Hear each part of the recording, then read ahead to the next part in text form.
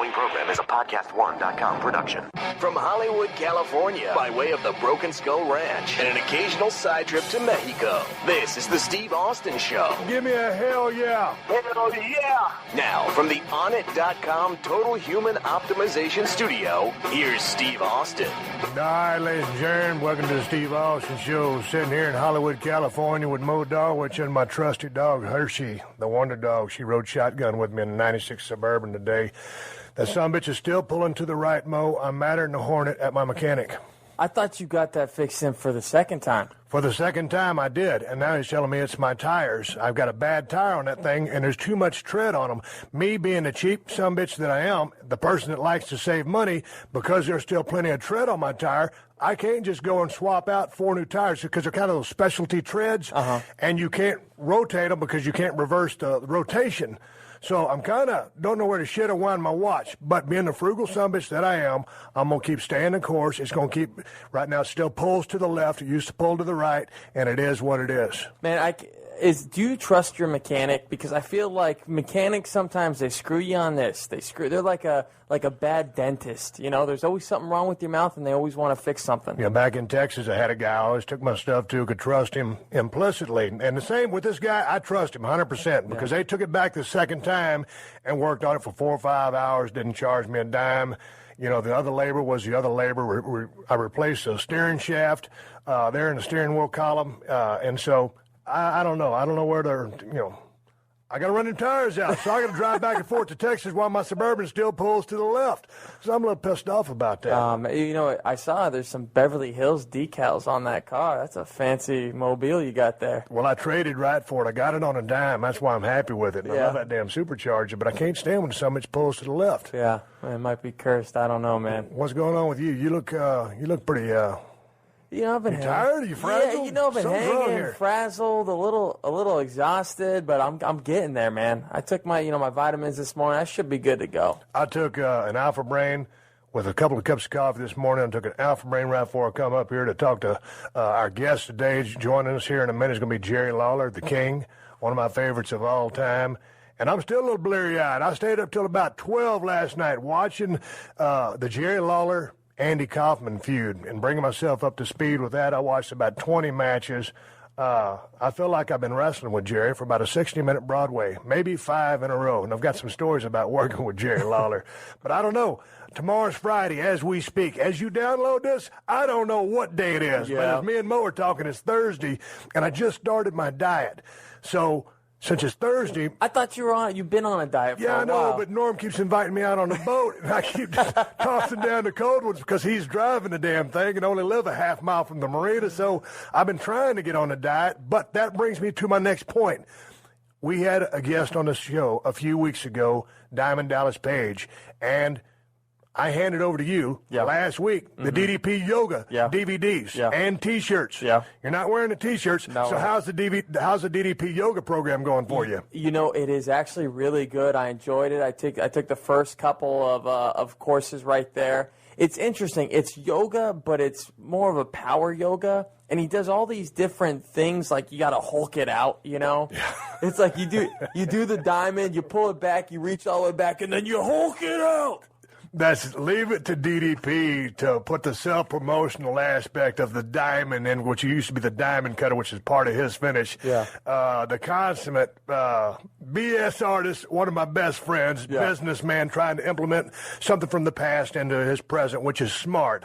But nonetheless, when you're doing a diamond cutter, it's funny. Yeah, but no, it's great. But make no mistake about it, I did his workout with him, and it kicked my ass. So keep doing it. I'm going to start pretty quick. I'm tied up right now trying to bust out in the gym.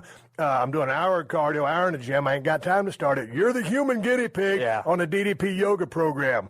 So, hey, man, I'll tell you what, I was really excited about getting up today and coming to talk to Jerry Lawler, our guest today here on the show. I'm a big fan of his work. To me, he's one of the greatest talkers in the history of the business. He was inducted into the Hall of Fame for WWE March 31st in 2007. So, hey, Jerry, how are you, man? Welcome to the show. Well, Steve, I'm doing great. It's a pleasure to be on here with you. And you talked about your ride early on in the show, and I just want to get out of the way since we're talking about vehicles that I just made a major purchase last week. I bought a Batmobile. What is a Batmobile? A Batmobile is, if you remember back from 1966, the old Adam West TV show Batman. Yeah. It's an exact replica of that Batmobile. Where did you find that at? I was tooling around town the other night, and fortunately it doesn't pull to the left, but it's a little loud. But I was tooling around town in my Batmobile and getting quite a bit of attention the other day. So sometimes we'll have to get the Batmobile together with your Suburban, and maybe we'll have a drag race or something. Well, I don't know what you got under the hood of that thing. I can't say we'll do it for pink slips, but we can dance here to do it for fun. It's built on a 1979 Camaro, and it's got a 350 engine. And it's pretty awesome. It'll get up and go. A flame doesn't shoot out the back of it yet, but it'll make some noise and move on down the road. Where did you find a replica of the Batman car? Because I'm a huge fan, but when you said Batmobile, I mean I only knew the one that they used on the show, or however many they used on the show. So how many Batmobile clones or replicas are floating around that you may find? That I don't know the exact answer to, but you're right. George Barris built the original Batmobile that was used back in the show in 1966 that Adam West drove around, and that original car just sold a few months ago for $4.5 million. Can you believe that? $4.5 million for that Batmobile. There's a guy that lives in Johnson, Tennessee. His name is Matt Lawler, and he has built about 6 of these. I mean, identical replicas to this car. And I was up doing a show in Knoxville called a Fanboy Convention, and Adam West was there appearing at the show. And this guy apparently he also makes the mask and the cowls for Adam West that are exact replicas of the mask, the Batman mask that he wore during the show. And then apparently Adam signs them, and they sell those for about $600 on Adam's website. But anyway, this guy brings the Batmobile around whenever at some of the shows that Adam West appears at. And I was on the show, and I saw the Batmobile, and my booth where I was signing, matter of fact, Diamond Dallas Page was there as well, and I was right across from the Batmobile. So I just, I saw this thing, and I'm looking at it for 3 straight days there, and I was a huge fan, like you said you were, in the back of the old original Batman show. Yeah. And so anyway, I went over and I talked to Matt a little bit and got to know him. He gave me his card, and just a couple of weeks ago, I get a call out of the blue from him, and apparently he takes care of his dad up in Johnson City, Tennessee, and his dad's got to be put in a nursing home, and he's got Alzheimer's, and the guy was just, maybe needing some extra money, and they just happened to catch him at the right time, and he said, man, I'll make you a heck of a deal on that car that was at the show. And so I couldn't turn it down. I said okay, and he drove he didn't drive it, he put it on the back of a car hauler and drove it down here, and next thing you know, I look out my driveway and there's the Batmobile. Well, how's the body work on that thing with the fins and all the molding? Lots of fiberglass work. Did they do a good job on it? Oh my gosh, it's fabulous. It's just, it's amazing. It's just exactly like the Batmobile that you saw in the TV show. You couldn't tell it apart. I mean, all the bells and whistles. And I'm actually, there's, you know Ellis, of course, that works for WWE, the stunt guy. He wants me to bring it down to Atlanta and put it in his shop. He said he'll make it where he'll shoot a flame out the back of it and do a little extra odds and ends on it and make it just exactly like the original Batmobile. The flame shooting out the back end. I think I'd leave that one alone. I mean, you're probably right. It's your car. I'm not asking you the dollar amount, but I know you saved your money. You were one of the guys that saved your money throughout your career. You got a good deal on it? It wasn't too god-awful expensive? I did get a real good deal. I know Steve, I saved my money, but I'm exactly like you. I heard you say we're both, I like to use the term frugal. We don't like to go and throw our money around, and that's, a lot of people don't realize in the wrestling business, and the reason so many guys, wind up in trouble at the end of their careers because, we don't have the pension plan, and we don't have any insurance programs or any kind of. If you don't save your money, man, when your career's over, you look around and you don't have any more income all of a sudden, and you're in trouble. So, but and I learned that early on from my mentor Jackie Fargo. He told me he said the same words that you said early on. It's not what you make, it's what you save.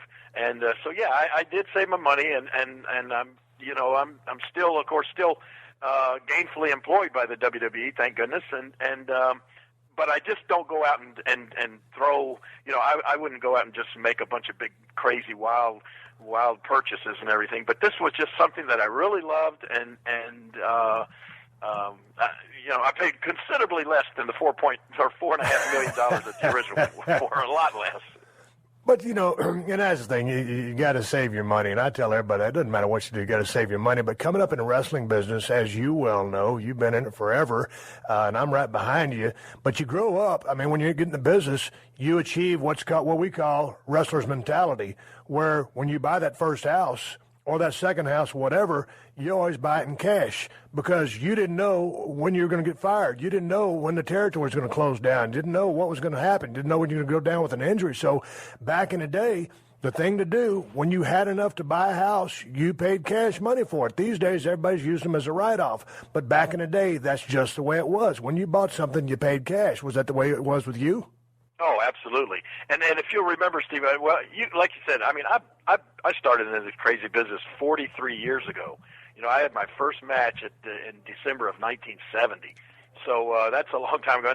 And the business was significantly different then. The guys were the people perceived the wrestlers as being just as big of stars as they were now, but of course it was on a more regional basis. Right. It was there wasn't that national or worldwide television exposure like we have now. But I can remember when the big deal, you knew you had arrived, and I don't know if this was your case or not, but if you ever made $1,000 a week, that was your goal when you got in the business. If you that was the benchmark. $1,000 in a week, you knew you had made it, and that was I can still remember. And now,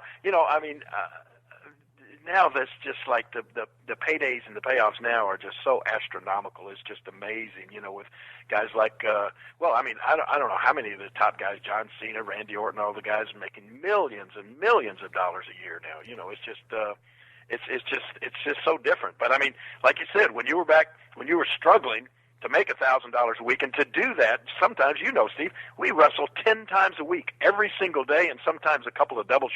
So it was just that's what influenced Jerry. And like you said, that went on through for a long time. The Tennessee territory had a bad rep for being not a place where you're going to make a lot of money. You'd be lucky, like you said, in those days, those payoffs barely cover your gas and expenses getting to and from the town. You're almost wrestling for nothing. Well, basically it was. If it hadn't been for Dutch and Chris Champion riding with me, they were putting gas in the car. I was simply putting miles with my car, and of course I was getting the education of talking wrestling to the show and back.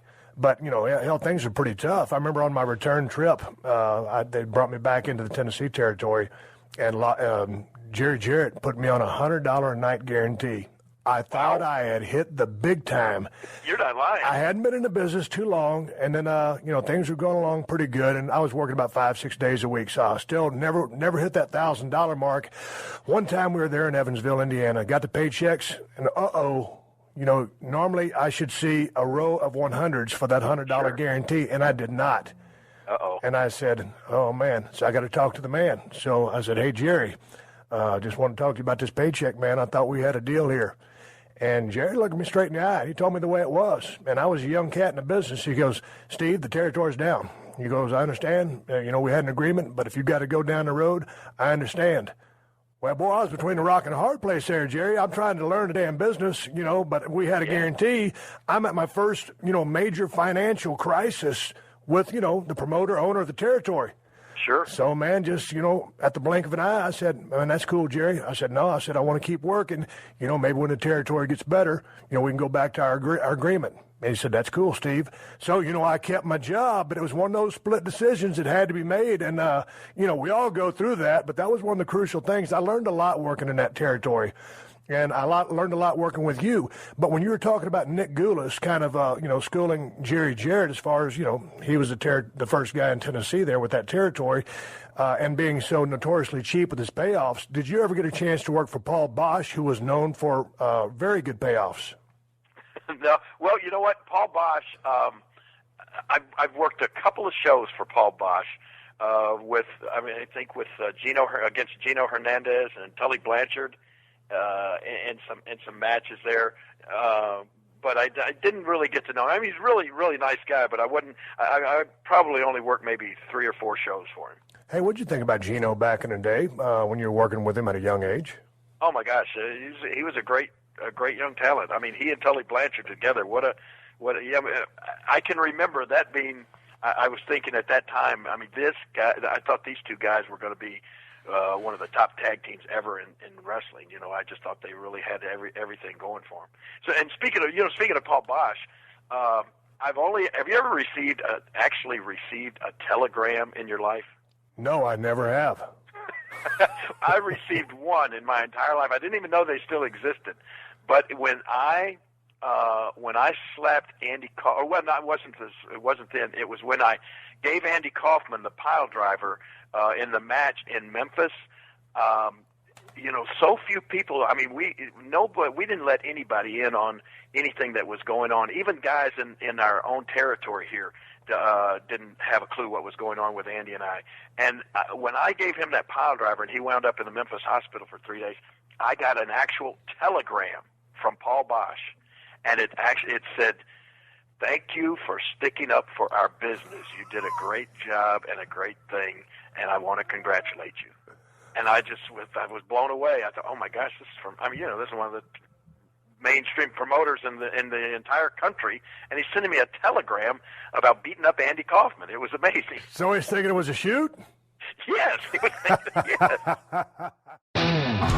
The Steve Austin Show. The Steve Austin Show.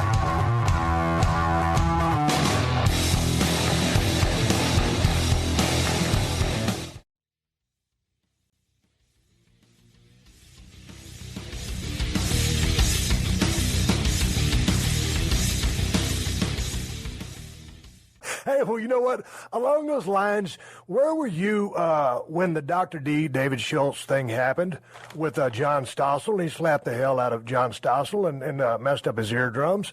Do you remember that going David down? David started right here in Tennessee. Matter of fact, I helped train Jerry Jarrett, and I helped train David. He started out. He was from up in Jackson, Tennessee, 70 miles north of where I'm sitting right now here in Memphis. And just a big old raw bone country kid that just a fun loving guy. He was right. Funny as heck to be around, and he just never took anything serious. But brother, he had a short fuse. I mean, he had a temper.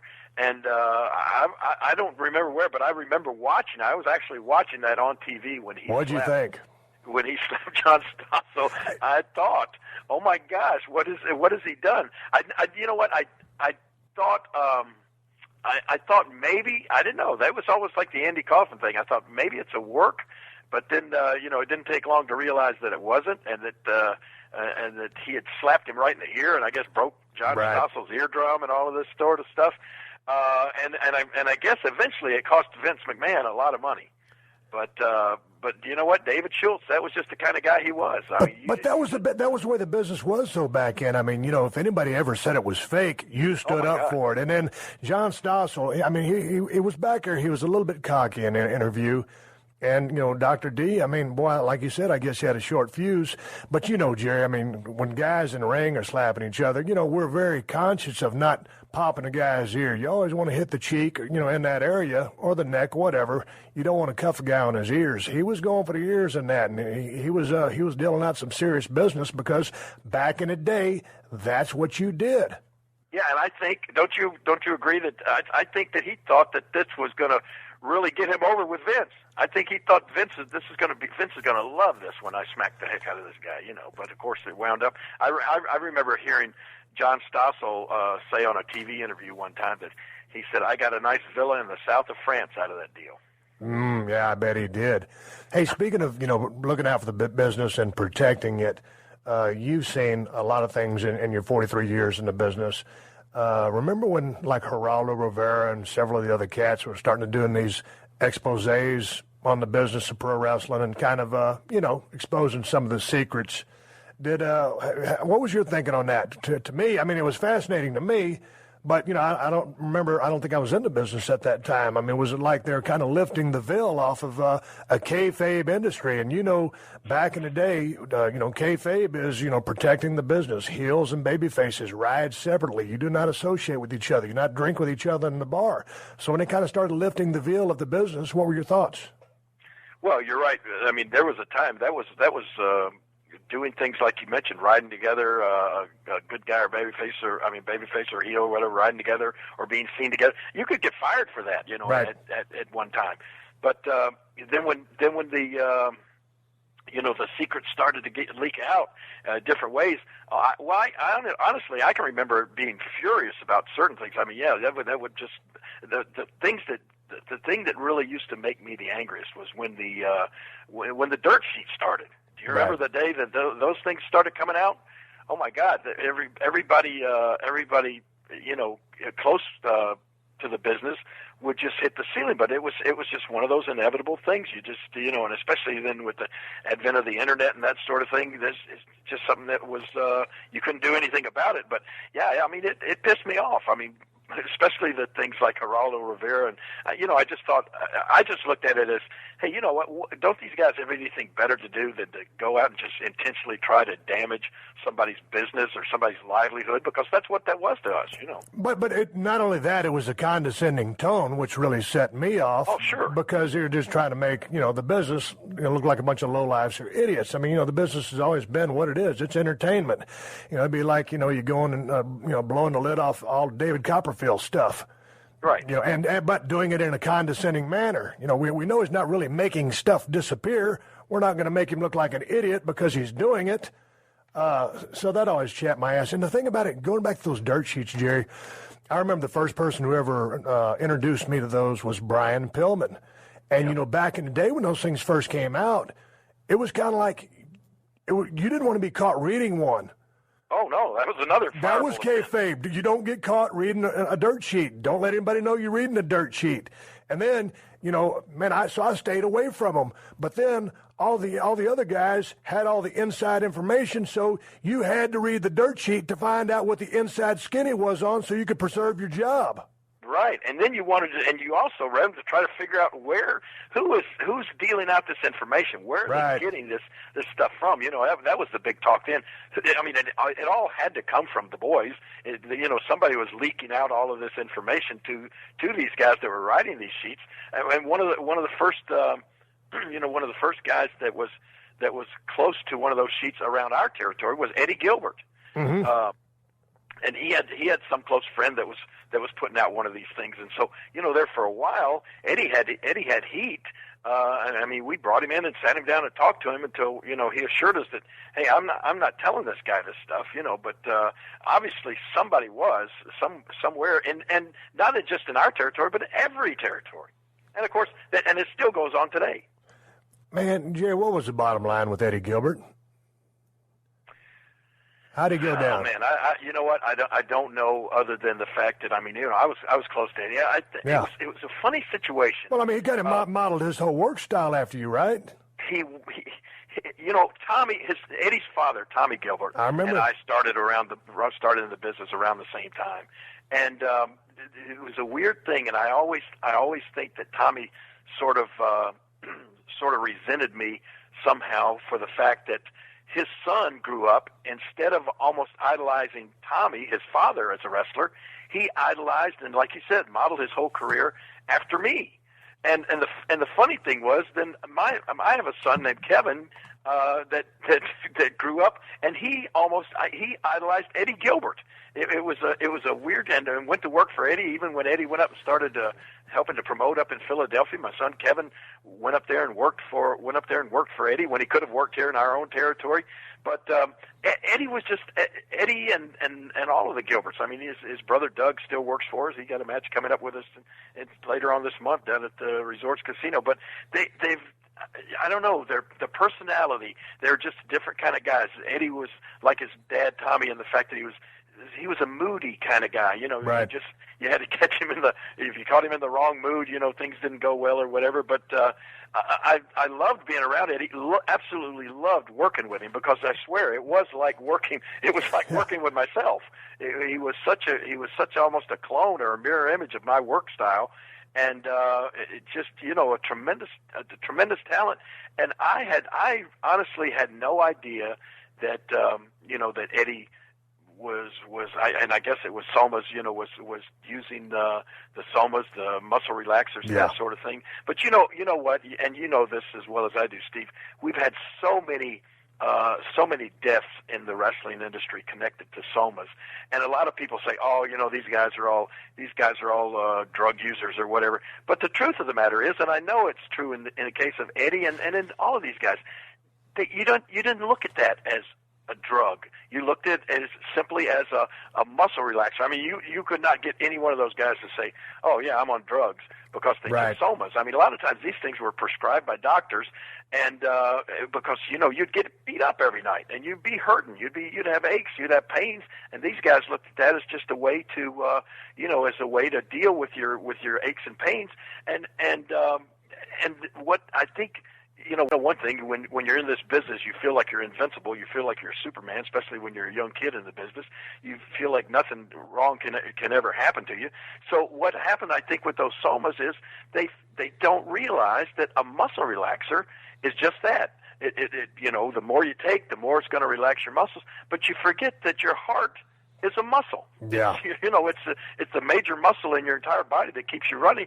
And if you take too many muscle relaxers, what happens in those cases is your heart just relaxes and relaxes, and it slows down until it just stops beating. And the guys never thought about it like that. I'm sure it was always, I think, a quest for how high can you get, and how high can you get? Too high. And, bad things happen when you reach that level. Man, I'm going to take a quick break. We're talking with Jerry the King Lawler, Hall of Famer, and God dang, it's a hell of a cat in general, one of my favorites of all time. We're going to continue this conversation and a hell of a lot more.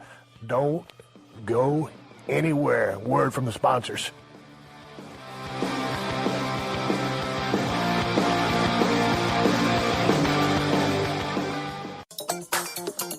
I love reality TV on Pluto TV. Same, and I love that it's free. It gives me the freedom to watch Bravo's Real Housewives Vault channel. I'm totally free to watch Bad Girls Club. I'm free for Jersey Shore. Love and Hip Hop, I'm free all day. Survivor, I'm free all night. With hundreds of free reality shows, you are totally free to watch what you love on Pluto TV. Pluto TV. Stream now, pay never.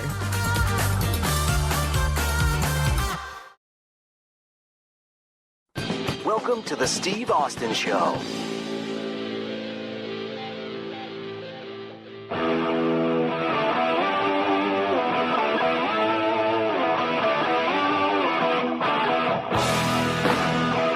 That's right. Sitting here talking Jerry the King Lawler, talking a little bit about some Somas, and I always ask, I always get into this conversation with guys who have been there, done that, been down the road as long as I have or longer. And inevitably, the conversation always turns a little bit to the drugs and alcohol part of it, just because I'm curious to see what, other people's thoughts were on the subject. Jerry, as long as I've known you, with all the traveling and everything else, you were a guy who never drank or did any drugs, correct? That's absolutely right. I mean, I like to tell people nowadays, I was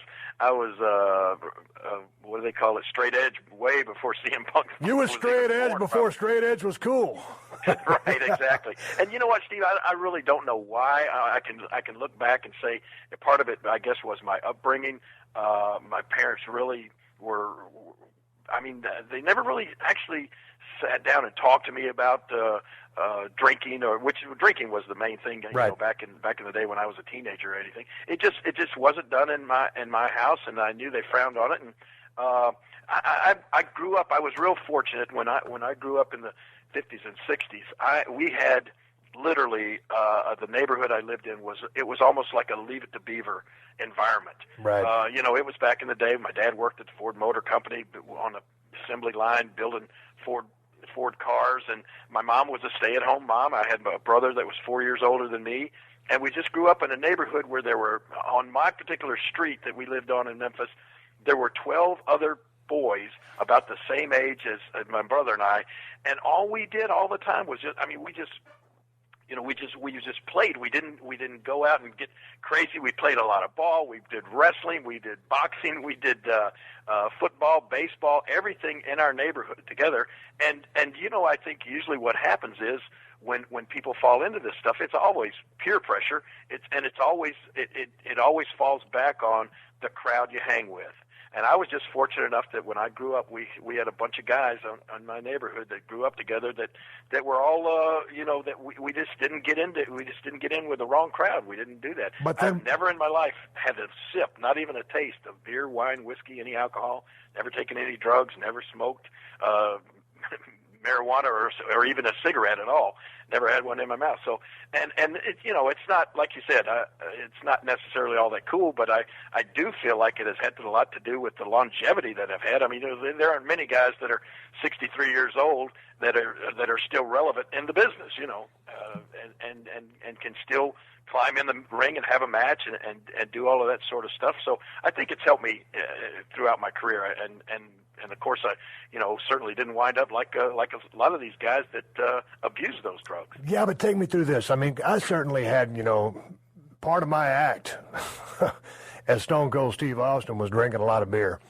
And I drank a lot of beer, when I wasn't at work, or drank whiskey. But I always kept thinking, there was a couple of times where I was living a little fast, and inevitably I slowed down, and started smartening up. You don't last a long time living like I was living. But I wasn't totally, batshit crazy or out of control. I was just living too fast. But help me understand how a guy who has never smoked, drank, took any pills, done anything, what are you thinking when all the boys are together and everybody's getting all shit-faced and you're the only straight cat in the room, in the territory, or anywhere? You know what? I still am this way today. I never really, and I don't know if you can remember this during the time that you were in our territory. I never really hung out with the boys. My friends were always guys outside the business. I never went to, like after the matches were over, I just get home as quick as I could. I never went to bars. I never hung out at clubs.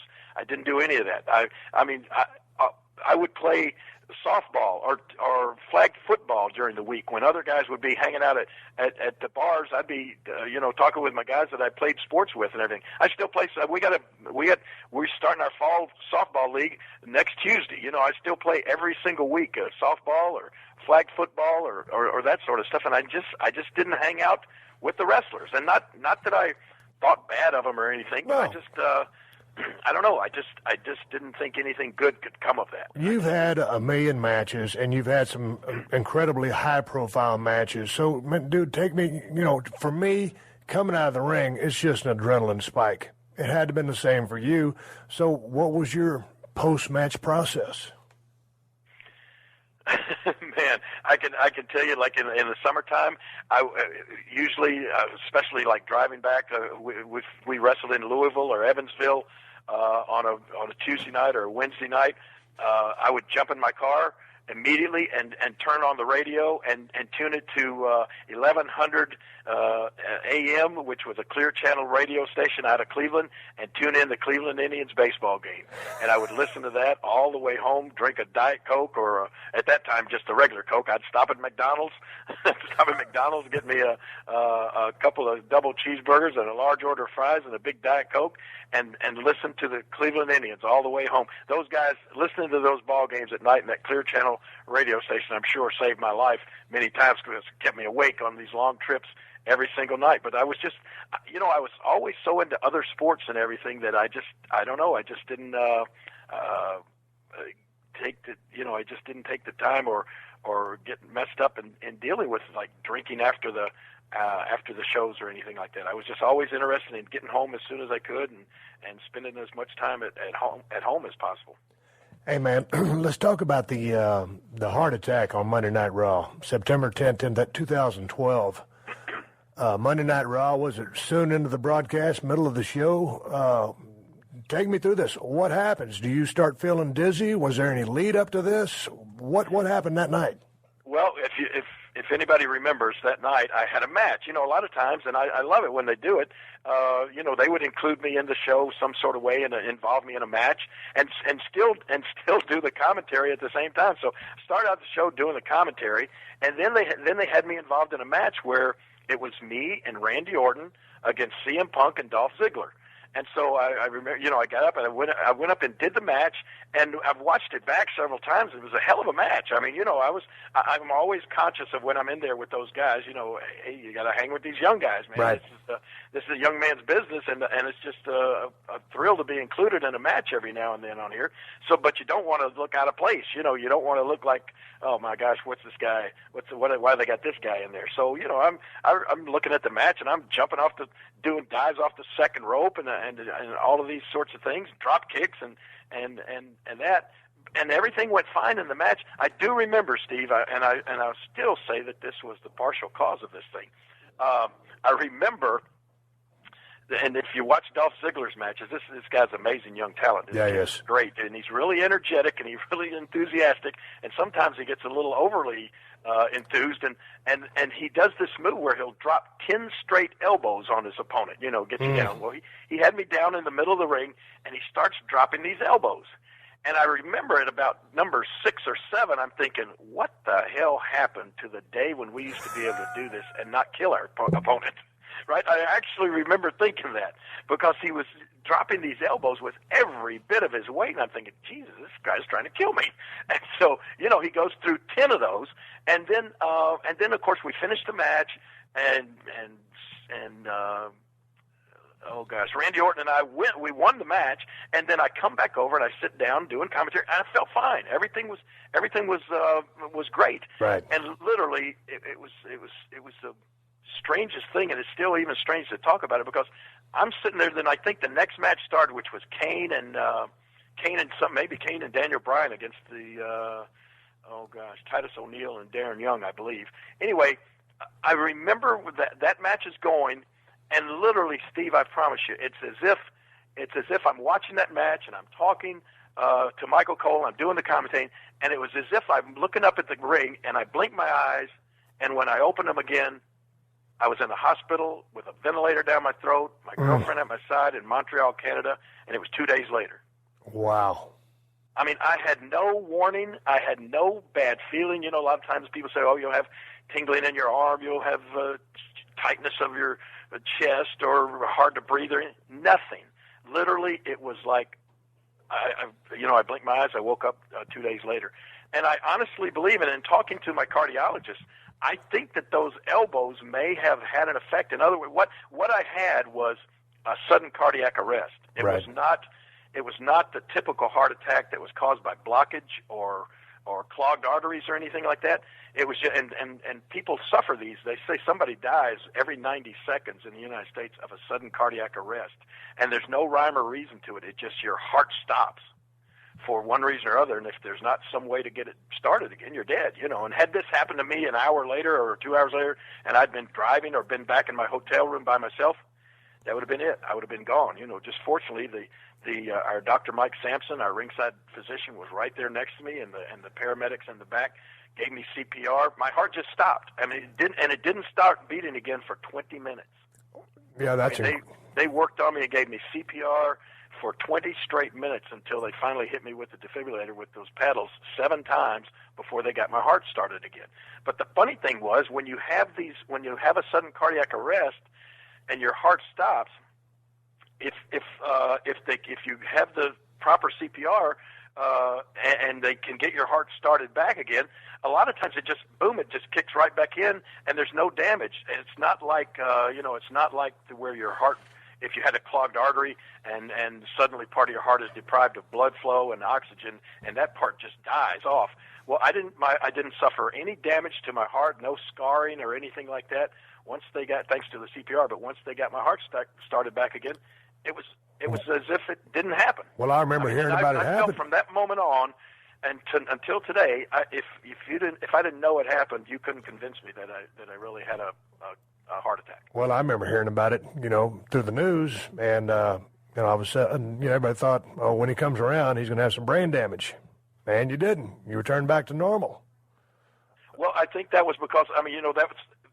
The word went out that my heart didn't beat for 20 minutes. Right. And I think what most people figured was my brain and the rest of my body was deprived of blood flow, because, of course, that's what your heart does for that 20 minutes. But thank God it was Mike Sampson, our WWE doctor, and 2 other paramedics from there in in Montreal, and they took turns. I mean, because they did it with such force, it They're did blown actually up. crack one of my ribs. Oh, yeah. And they did it with such force. It would have been impossible for one person to do that continuously for 20 minutes. But the three of them were able to take turns and keep that blood, with that pressure, keep the blood flowing throughout my body and to my brain, that I suffered no ill effects whatsoever. All right, so check it out. You're waking up in the hospital. You got a breathing tube down your throat.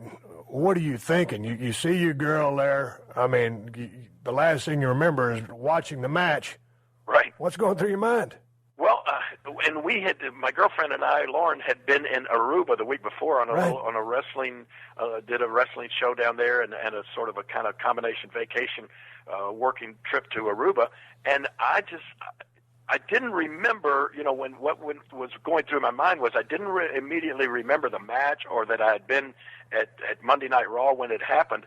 And I couldn't even talk with that thing down my throat. So I was trying to write, and we've saved it. I've still got it over here somewhere in the stack of papers. The note that I wrote to her, and the first thing I wrote was, "Are we in Aruba?" I thought we were possibly still there. I did remember that part. Yeah. And then she explained to me, but a lot of the stuff I don't remember. And they say that's one of the things that is an after effect of your heart not beating for that length of time. Sometimes you don't remember everything, but it's come back, and it's just was the weirdest thing. I feel like I'm the luckiest person in the world, but I do honestly, and I talked to my cardiologist about it, and he said absolutely the trauma to my chest from those elbows could have knocked my heart, could have been hard enough to kind of knock your heart out of rhythm. Yeah. And you wouldn't know it, and it would start slowly and then just get more and more and more out of rhythm until it just seized up. Your heart is in a cattywampus state, as we would say on a Steve Austin show. So what's the prognosis? You're good. You're back at work. You're feeling 100%. You're good to go? I absolutely feel 100%. As a matter of fact, I want to go in and sit down with Vince and say, hey, I want to come back and do something on the show. I would love to get back involved with and have a match or two on Raw or at a pay-per-view. You still want to get back in the ring? Oh, yeah, absolutely, definitely. Still want You ain't got that out of your system yet? Yes. You still hadn't got that out of your system? No, never.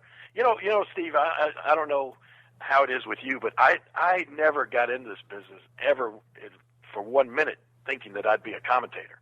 Right. I loved the wrestling aspect of the business, and that's the only reason I wanted to be in it, and that's all I ever wanted to be. The commentating just happened one day when Randy Macho Man Savage jumped ship, and he and Vince McMahon had been doing the commentary together, and Randy was the color guy, and I remember I think we were up in the Pocono Mountains getting ready to do Raw, and if you remember, WCW during the Monday Night Wars came on like an hour before Raw did. Yeah. And we were all sitting around. I remember hearing Vince say, "Somebody get Randy, and so we can go over something here on the show." And suddenly, I think it was Howard Finkel came in and said, "Vince, look at the TV." And they turned the TV on, and there was Macho Man. Oh, wow. Standing there on WCW television. He had left with no warning, no notice or anything like that. And that night, Vince came to me and said, "King, would you jump in here and help me do the color commentary tonight?" He said, "I'll just do it for one night, and I'll have somebody else next week." And, of course, that's been 20 years ago. Golly, man. I mean, obviously you always want to be a pro wrestler, as did I, but, sometimes you get dealt a different set of cards. So right. Luckily you had the gift of gab. Well, yeah, I mean, and you know what, I think a lot of times people ask me, give me some tips or give me some insight as to what it would take to be successful at that. And I swear, Steve, it was like, I never really thought about it. I never really took it serious. I sort of had fun with it. I always cracked jokes and was, I always looked at myself as being, during my wrestling promos, I always tried to be witty and right. make fun of my opponents and jokes and that sort of thing. So I just threw those in with the color commentary and it just worked. And I still to this day, poor Michael Cole, I look over when we sit down on Monday nights and get ready to do the show, and he's got 100 different notes that he's had to write out and be prepared and do all this preparation for the show. And I just show up and sit down and start talking like I'm sitting next to my two next-door neighbors, and we're sitting watching Monday Night Raw, and that's the way I've always looked at it, and just have fun with it. I never try to take it too serious, and fortunately for all this time, that's worked for me. But, your quick wit, your sense of humor has obviously, been one of your strong suits. But I like to go back to your promos because every now and then someone will say, oh, yeah, let's talk about the top 10 greatest promo guys. I always put you in the top 5 because of the way you could break down a story, lay out the situation, talk about your guy, put him over, sell the situation, the title at stake or whatever. I always thought you cut a hell of a promo. And there's a difference between selling tickets, selling your opponent, selling that match, than just being an infomercial. Well, you're exactly right. And all I can do, I can just look back and think of the guys that were in the business when I started. That's who I tried to emulate. And the main one was like I said, the guy that was originally my mentor, Jackie Fargo. He told me so many things, and then don't think I just went out there and didn't ever make mistakes and didn't ever say the wrong thing, because I did. But fortunately, Jackie Fargo, when I came back to the dressing room, he would pull me to the side. I'll never forget one time I said something about him being old.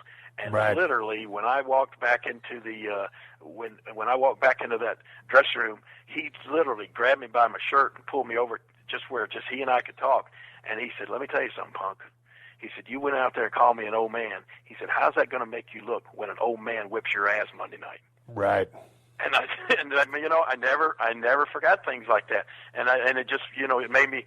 You could always make fun of your opponent, but you didn't ever put them down to a point where, because you always wanted to make your opponent seem like, hey, they were the greatest thing ever, so that if you beat them, you really beat somebody, or if they beat you, you were beat by somebody. You didn't want to. And a lot of guys never really grasped that way of thinking on their promos. But yeah, Jackie Fargo would he would guide me along through things like that, and then it just you're right about telling stories. A lot of guys will just go out there and talk about themselves, and that's okay. But you got to tell a story. That's what the people want. They want you to explain what is going on and why you feel the way you do about who you're about to wrestle. And it was always and the other thing too was that Jackie Fargo would always tell me was to try to make it personal. Right. And that, Jerry Jarrett and I, when we used to book the territory, he had a big sign hanging in his office that said, "Personal issues draw money." And that was just, he had that made on a sign. He had it hanging up in his office, so that when we were doing the booking, you used to always try to remember things like that. And it just doesn't take so much. If the one thing that got me, and I never thought that I would I went so long, I never thought that I would get to wrestle at WrestleMania. Right. But finally, I had that match, and thank you. I don't know if I ever really got to say thank you for agreeing to referee that match, because that really made that match seem so much more important than it was. But the reason that I got to have a match at WrestleMania against Michael Cole, of all people, was because we had a personal issue. Right. My mom had passed away. And Michael said some, and still to this day I have to defend him. He never said one derogatory thing about my mom. They never went out there and said anything that I had a problem with. Right. But just because of the fact that they talked about my mom and it was that sensitive and that close to her passing away, it made it personal. And everybody out there could relate to that. They could say, "Man, I know how I would feel if somebody said something about my mom after she had passed away." And that was a personal issue, and it led into Michael Cole and I getting a match at WrestleMania, because the people got into that. And people get into personal issues. And that's what I always tried to make my promos into something more than just a match. I try to make it personal. Who did you like on the microphone, other than, like I said, I've got you as a great promo. I know you like Nick Bockwinkel. Who were some of the other guys and throughout your 43 years that you thought cut a damn good promo? Oh my gosh, Steve, there's so many of them. Hey, and I'm not saying this because I'm on the show with you, but your promos were, they were in the top 5. They were always great. They were always right on the money. They were personal in the fact that you were literally speaking for the masses. You were the first guy to come along in this business that was so anti-establishment and anti-authority, and you spoke and said and did things that everybody out there watching wanted to be able to do or say, but they couldn't. So they lived vicariously through your interviews. And when when you'd call Vince McMahon a son of a bitch, oh my gosh, it was tremendous. I mean, that sort of stuff was great. So I loved all of your interviews. Maybe my all-time favorite was Terry Funk. Right. To me, Terry Funk's interviews were personal. They were hilarious. I've seen it. Terry Funk, when he and I had to run down there in Memphis, we had a lot of matches, the empty arena match and some title matches. I got to ask you about the empty arena match later, but go ahead. Okay, but I saw him cut a promo. I mean, what was funny? We did the empty arena match up in Memphis, and it got a lot of press and that sort of thing.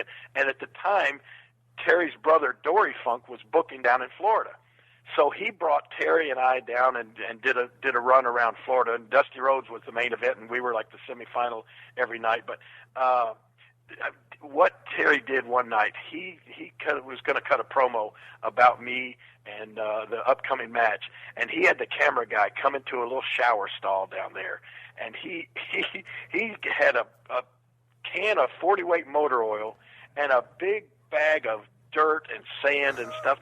And he's looking right in that camera, and he said, Jerry Lawler, I always wondered why you wanted to be like these Florida crackers.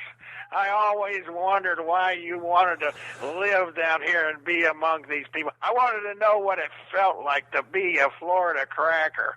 So today I'm going to know that feeling. And he picks this can of motor oil up and he just pours it over his head, all down his face, into his mouth, and he's spitting out motor oil as he's talking. He says, these Florida crackers are greasy. They're oily, slimy human beings. And then he takes this dirt and he dumps it over his head after he's got all of this motor oil running down him, and he just covers himself in this dirt and sand, and he said, now I know what it feels like to be a Florida cracker. I mean, I'm just sitting outside the stall behind the cameraman watching this interview, and I thought, this guy is just tremendous. I mean, to me, he was the best interview guy that I thought ever in the business. But there's been so many great ones. I mean, hey, The Rock, the interviews were great. And hey, in his day, and you can't argue with the fact that, hey, Hulk Hogan's interviews at one time were good. I mean, that's you talk about talking fans into the arena. Hulk Hogan was able to do that, man. There's been so many great guys. That's just hard for any one particular, other than Terry Funk, to come to mind right now. Yeah, I got into also, I mean, kind of the superstar Billy Graham, Dusty Rhodes thing. I thought Dusty Rhodes was highly inventive and could. Oh my gosh, there's another one. You could never tire of listening to Dusty Rhodes do an interview. Never. But when you went to do your promos, I mean, you booked a lot, but I mean, did you take time and think, okay, let me break this down and think how I want to phrase this, or did you just, hey man, just start talking and lay it all down? Well, I'll tell you what. In our days of Memphis TV, it was always live every Saturday morning, 11 o'clock, Channel 5 in Memphis, and you knew who you were going to wrestle, and you knew what the interview was going to be about, right, or who the interview was going to be about. And I'll be honest with you, I would sit down on Friday nights or run it through my head on Friday nights as I was driving back from wherever. A lot of times I would wrestle in Atlanta on Friday night and catch an early flight back to Memphis, and then go straight over to TV. But no, I would definitely sit down and write out my interview. I would look at. I will never forget. Jimmy Cornette will relate to this because he bought the same book. But there was a book by this guy named Leo Safian, and it was called 1,001 Insults. And it was just a little paperback book. I don't know where I found it, but, brother, I used every one of those 1,001 insults. I remember you having that. You used to carry it in your briefcase. Exactly. I have used every one of those 1,001 insults 10,000 times. It was the greatest book I've ever. It's probably as much a part of my success as anything you can think of. But, yeah, I would sit down and I would write out my interviews on Friday night. And and I think a lot of guys didn't. I think a lot of guys at the time didn't do that. And well, they didn't really have the ability to do that because they didn't. Most of the guys at TV, they would just get there on Saturday morning and find out who they were working with or who they needed to talk about and make the interview about. I always had the luxury of knowing, and so I would sit down and prepare and write out, and sometimes even practice it in a mirror or whatever, my interviews, to make sure that they were on the money. But that being said, I mean, you were writing down bullet points, or you might write out an entire promo. You go over it a few times, know it, and not just go out there and try to spit it out verbatim, not try to memorize it. It was a living, breathing promo when it came time to execute. Oh, absolutely. Right. Because that memorization thing is killing me. And, you know, I know you're in the system today. Of course, I'm still a part of WWE. But when I see a lot of these cats try to memorize promo, I look at them, I shake my head because, you know, you can have a bunch of things that sound great, but you got to believe them. And if you're just trying to spit this stuff out because you memorized it, but you don't really believe it, and you're unsure of yourself, and you can see that behind the person's eyes, it ain't a good promo. Yeah, you're right. And you know what's sad is sometimes, you know, not in the far too distant past, you'd be walking around the back and you'd see somebody like Ric Flair sitting there with an interview that somebody else had written for him. And he's trying to memorize it. And, I mean, you know, here's another one of the guys that I failed to mention, one of the greatest interviews of all time, a guy like Ric Flair. Why on earth would you think that Ric Flair needs to have an interview written for him? Other than the time factor or something like that, you know, I mean, if he's going to be on television, you know Ric Flair, you know what you're going to get from him. Let him go out there and be Ric Flair. Well, I remember when I came back from my neck surgery, and then all of a sudden those kind of scripts started floating around, and, you know, the things had kind of changed. And, man, at first, you know, my promos were just a free-for-all, and then they kind of started, you know, framing them in a little bit, and I kind of started working with it in the system. But I really wasn't happy, you know, after I came back post-neck surgery with the promo process. Undoubtedly, I still cut some winners, but that being said, it was what it was. And, you know, I dig a great promo, and I want to watch, you know, some of your old work. It's just fun to watch. It's fun to listen to, and it's fun to be talked into a situation, talked into buying a ticket, and you got to feel that you've got to be at that show, and that's what makes a great promo.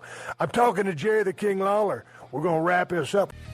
This has been a Podcast One production. Download new episodes of The Steve Austin Show every Tuesday at PodcastOne.com. That's PodcastOne.com.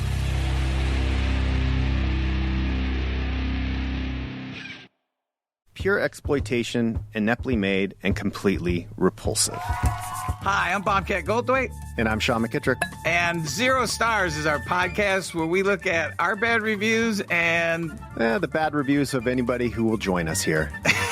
Michael McKean, Eddie Wong. Welcome, Eli. Feels like a film that's shown up to the party over a decade after it ended. Listen to, follow, rate, and review 0 Stars now. Do my bidding. And you can do that wherever you get your podcasts.